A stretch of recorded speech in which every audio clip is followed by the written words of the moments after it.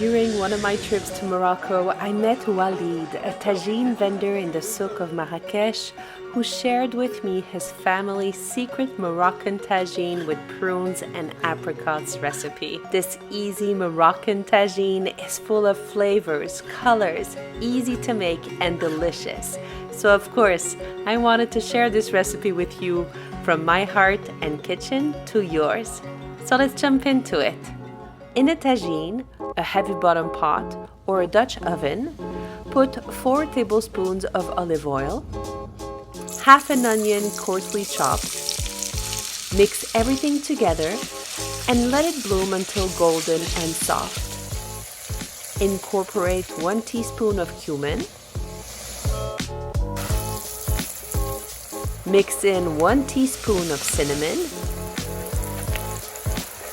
add half a teaspoon of ginger, mix until fully combined, add 3 tablespoons of honey, and of course if you want for your honey to just glide off your measuring device, add a bit of oil in your measuring device before pouring in your honey.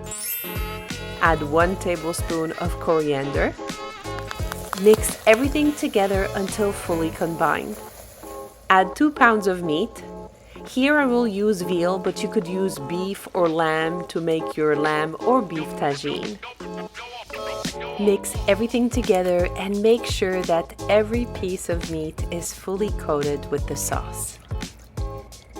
Add 1½ cup of water. Mix everything together.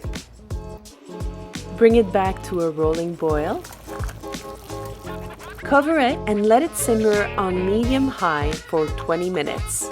After 20 minutes, add 3/4 cups of dried apricots,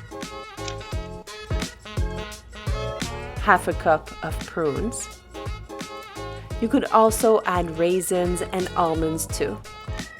Mix them in and let them simmer uncovered for 10 to 15 minutes until the fruits are getting softer and the sauce starts to thicken. Once you have reached that point, cover your pot and put it in the oven for 40 minutes at 375 degrees Fahrenheit.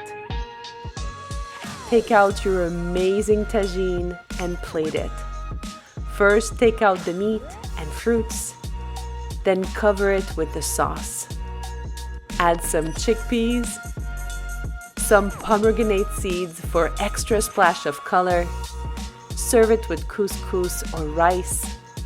Enjoy your Moroccan tagine with prunes and apricots.